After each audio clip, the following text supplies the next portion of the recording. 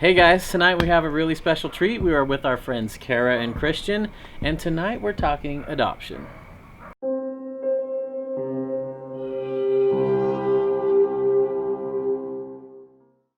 We had a lot of really positive feedback from a lot of you guys and kind of sharing your experiences when Steve and I talked a little bit about our story with infertility and just a little bit about our story. And so today we have some very special friends with us, and they are going to be pursuing a very wonderful option for how to grow your family, and that is adoption. And we just thought it'd be fun to have a conversation, talk about, some questions and things like that hopefully you guys will find interesting. So a lot of people don't know that Tess and I were trying to adopt a baby for 2 years as well, after all our years of infertility. And that didn't pan out, but it was such a great experience, and I'm glad we went through it.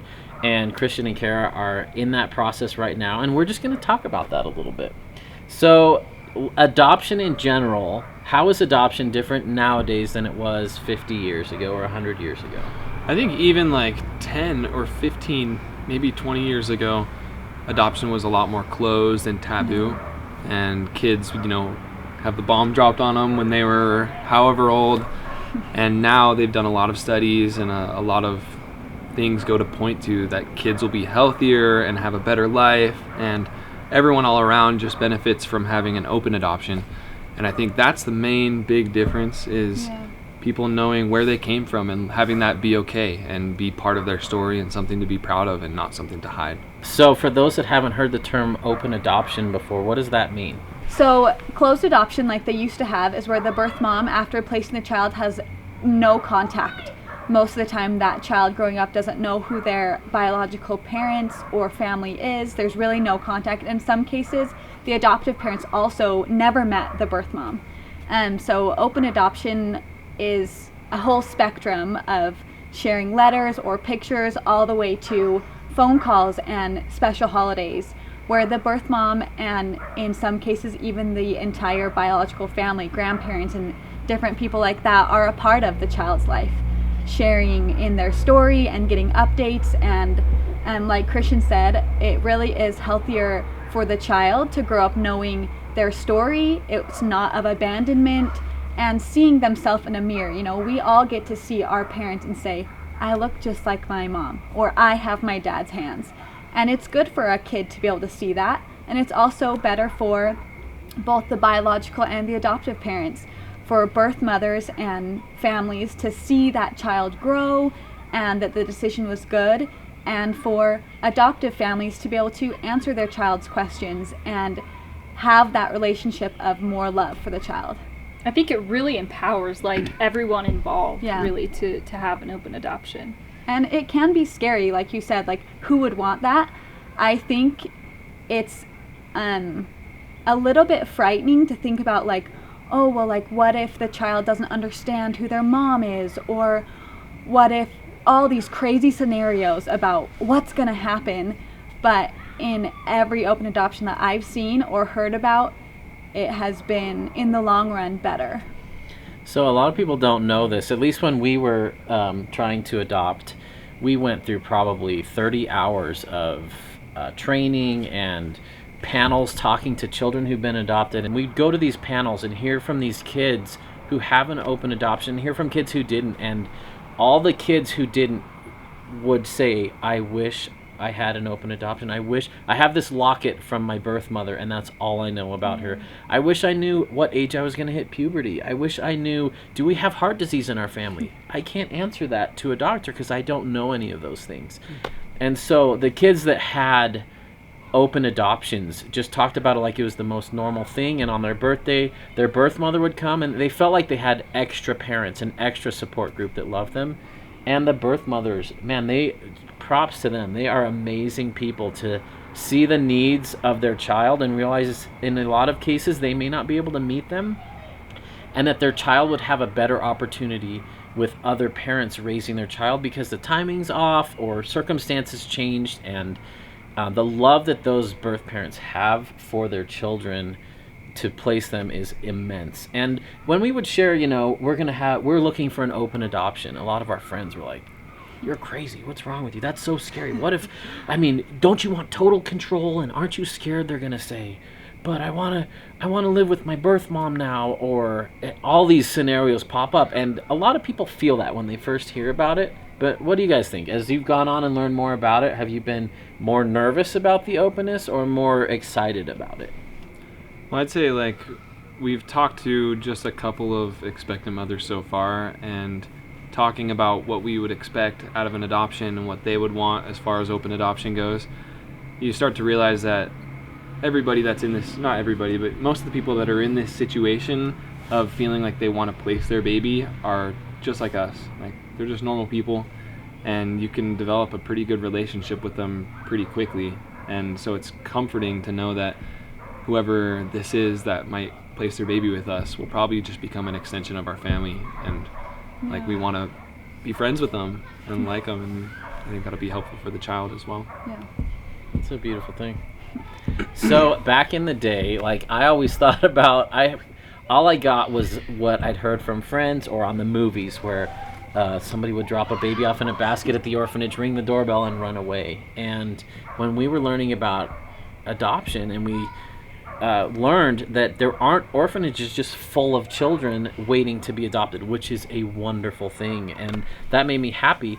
There's actually more parents who want kids than kids, which makes it kind of tricky. There's this whole foster to adopt, which we're not going to get into tonight because I'm unqualified and I don't know much about it. It's also a beautiful thing, but tonight we're just going to focus on traditional adoption. So you don't just show up at the orphanage and pick out a kid and take them home with you that night. How does adoption work? Like, pretend we're talking to someone who knows nothing about it, or maybe an expectant mother who's not super educated on it, or maybe a grandmother whose daughter is, in a situation that she doesn't know much about it because things have changed from when grandma was around. Yeah, so there are basically two routes for what we're talking about of domestic infant adoption, right? Not foster care and not international, but a domestic infant adoption. You can basically go with an agency where for the expectant mother, they will, a good agency will offer counseling and support and things as she makes this really difficult decision of making a plan for adoption and also choosing an adoptive family. An agency, for the most part, will cover those costs for the birth mother, for the expectant mother before she places, and then for the birth mother after. And the cost is usually paid for by the adoptive parents. So a couple like Christian and I, if they choose to go with an agency, they pay a certain fee, and those agency fees are what help to counsel the birth mothers and provide them support if they need it in medical or, life. Counseling. Yeah, just counseling and also just support overall. So the adoptive couple will pay for those fees.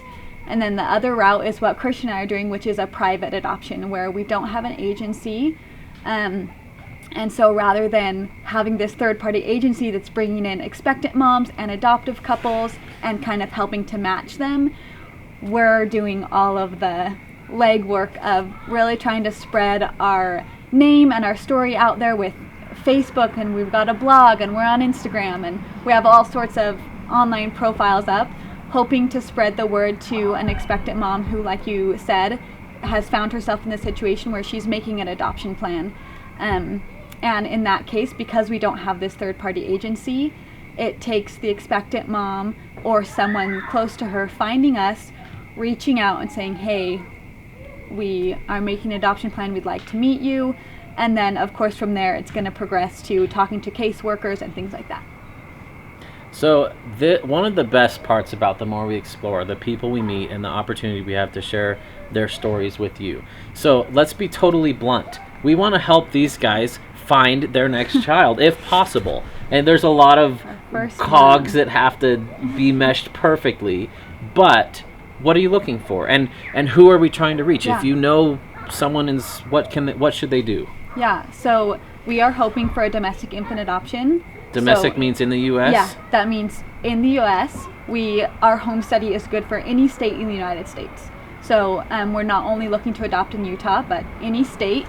And we are hoping for a newborn, whether that means we're taking them home from the hospital or they're a couple of weeks or months old. We're looking for a newborn. Because it's our first child, we of course don't know what to expect exactly, but we don't have a preference on gender or ethnicity or things like that. It's not that important to us that our family might look different or that our family's going to come from different places, because what's most important to us is that we're all going in the same direction. So we don't have a preference on either of those. So if someone's out there with an adoption plan, or you know someone who's thinking about placing their upcoming child for adoption, we want them to get into contact with you if they're a good match and if they're the type of person you'd like to pick for your baby's parents. I think that the coolest part about our story and our desire for adoption is that we are embracing like diversity. And even though we like grew up in an area that maybe isn't so diverse, like, you know, Utah's pretty homogenous, we've lived around the world in other continents, other countries. We spent a lot of time traveling, and we appreciate what other cultures can bring to us. Like, we love going out and trying new foods. When we lived in San Francisco, we were all the time getting Indian food or getting Asian food or going to get Mexican food. The Bay had really good stuff for all of those. And when Christian says we've traveled the world, it's not like we've been touristing around Italy a bunch of times. He means we've lived there. Christian speaks fluent Spanish and lived in Chile for 2 years, and I speak Korean and lived in South Korea for 1.5 years. I've also lived in Israel for about 4 months, and we have learned to love a lot of different people and different cultures and bring that into our home, despite maybe looking like we wouldn't have that. Sure. But I don't know what makes us different. Well, maybe I can say these guys are a lot like us, and that's different, as you guys know. But they love the outdoors. Christian's a semi-professional, I'm going to say professional mountain biker. He's an amazing coach. He's coached me. He will be coaching Tess when little Dusty comes out. And in fact, part of that was to raise money for your adoption. It cannot be cheap. So going privately, you can get away as cheap as like 15 grand, but you're going to average more like 20 or 25. And it totally depends, right? Like where you're at. If you adopt out of state, right? Like that's going to double your legal fees because you need 2 lawyers. There is so much variation in private adoption, but I would say, yeah, maybe 10 to 20 grand for a private. Yeah. And then going with an agency, because there's the marketing fees and other fees associated with it, you'll get 35 to 40 as an average, with some people spending as much as 50 or 60. So it just depends on the case. That can be devastating. I remember feeling that stress when we were looking, like how much we'd spent on infertility, and then we're spending how much on an adoption. It's so worth it. It's a great thing, and I don't mean to complain, but I know when we were going through it, we were going to cover all the medical expenses of the expectant mother, and it's really neat, the resources that are available for expectant mothers that are placing. And like I say, hats off to them, because they're making a really tough decision for the benefit of that child. And what lucky babies to have a mother that loves them so much that she could give them a better life without her. So what have you learned about yourself through this adoption process? What's been the hardest part? Oh. I would say, like, we're both very excited about growing our family, but we are, I don't even know how to explain it. Like, Kara's super excited about putting the word out and like organizing ads through Facebook and Instagram and the campaign, and when it doesn't give us any feedback, it's really hard. And I think that that's something that is probably surprising to you, is like how difficult it would be to continually put yourself out there and like open your heart to the world and have it not come back. Like, because like you said, it is kind of like people are doing background checks and they're looking at your home and they're, you know, 2, 3, 4 hours of interviews, and they're getting recommendation from your friends. And then not only are they doing that for our home study, but also we are writing about ourselves online and trying to be personal enough that people can get to know us online. And it opens up to a lot of people who mostly are supportive, Sure. but the ones that aren't, it's not fun to hear that. And like Christian said, like, I have wanted to be a mom for as long as I can remember. Sorry. And it's hard to work really hard and be spending a lot of time and effort and putting things out, and emotional energy, I think, is like the hardest part. Yeah. And feeling like, you know, you're just getting passed over. And I'm sure you felt that in the years of trying to have kids and then adoption, and this dream that you're working so hard for keeps getting given to other people. It's frustrating to feel like you're working so hard and to keep getting passed over. And we know, like, everyone else is adopting and everyone else is getting pregnant, and Sure. it's hard. And like, we know that a lot of people have waited much longer, and it's just the name of the game that we're in. Like, we have to learn to be patient and diligent, like, just keep putting stuff out and keep being consistent while staying patient, and that's really hard. Super hard. It's such adoption is such a vulnerable thing for, you know, an expectant mother, and it's a vulnerable thing for couples that are hoping to have a child placed with them. You know, everybody's putting everything out on the line. You know, like, there's a lot wrapped up in it. It's an amazing thing, but my heart just goes out to everyone involved because of what's on the line. Yeah. What was the hardest for you? The hardest thing for me was, I think, kind of that aspect of just being so vulnerable, and you just can't take it personally when you're being passed over. Like, we had some expectant mothers who did contact us, and we had conversations with and stuff, and, you know, they're trying to find the right couple to place their baby with, and you know, like, they're the only ones who can know that and make that decision. And so it is hard to be emotionally resilient and stay positive when you have conversations that don't end up going anywhere. But it is all part of the process, and you want an adoption to be good for everybody. But I think that was hard for me sometimes. I remember one specific moment. It's kind of like dating, and you set up your couple profile, at least the agency we were working with, and it'd be like, look how great we are, please pick us, we're amazing.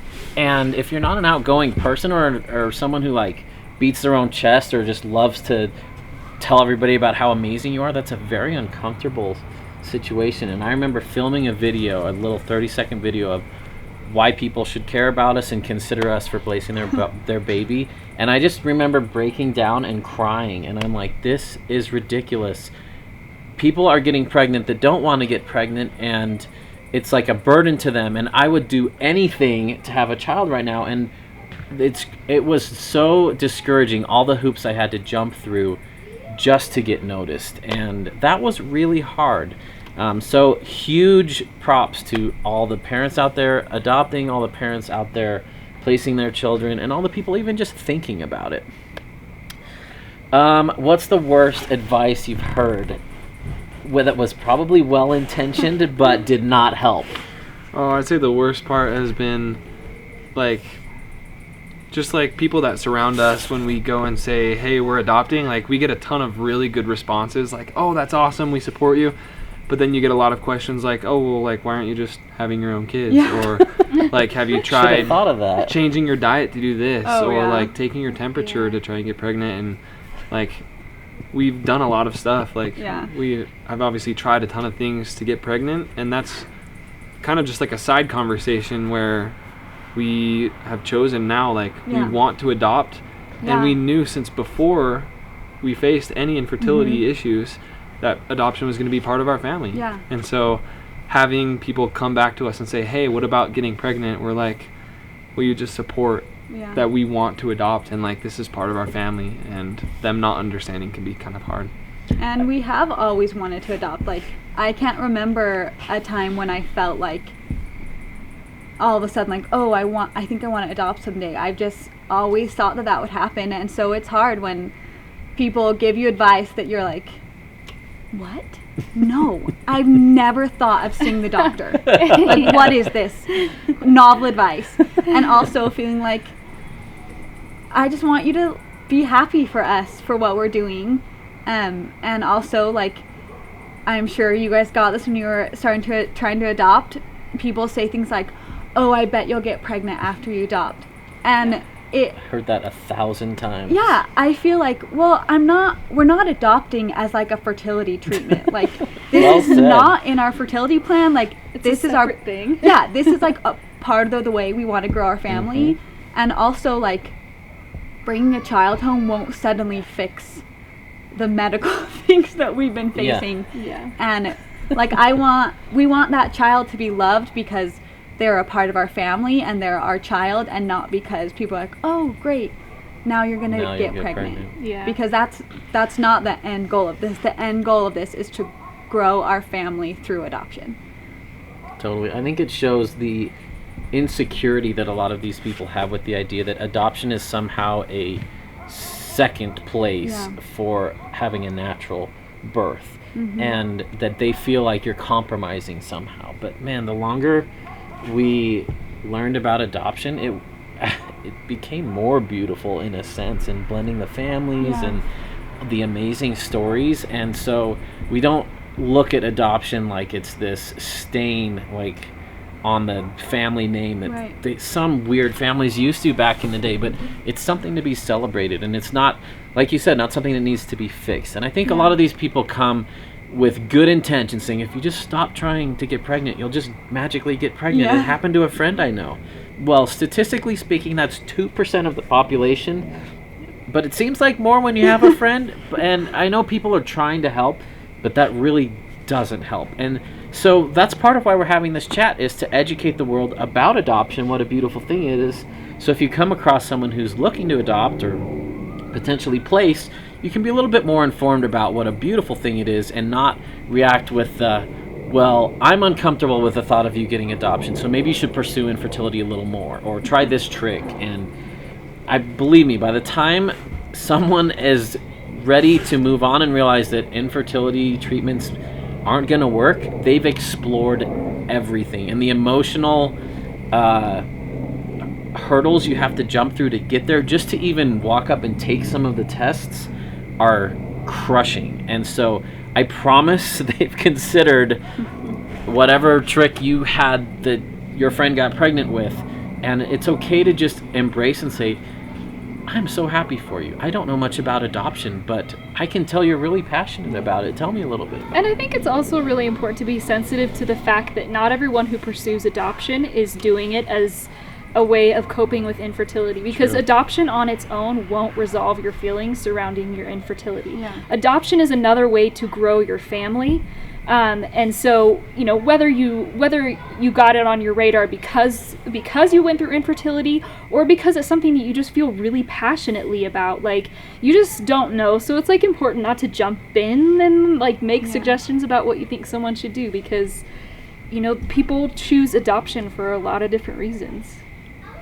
And it's been important for us to let people know that, like, adoption wasn't this plan B of like, oh, nothing else worked, I guess we'll just adopt. Like, before we ever got married, like, Christian and I talked about that someday we would like to adopt and grow our family that way. And it's really important to me that not only our family knows that, but also the expectant mother that we're looking for knows that like, this isn't like plan B, like, okay, I guess nothing else worked, so we're gonna adopt. Like, this is something that's been in our hearts for a long time.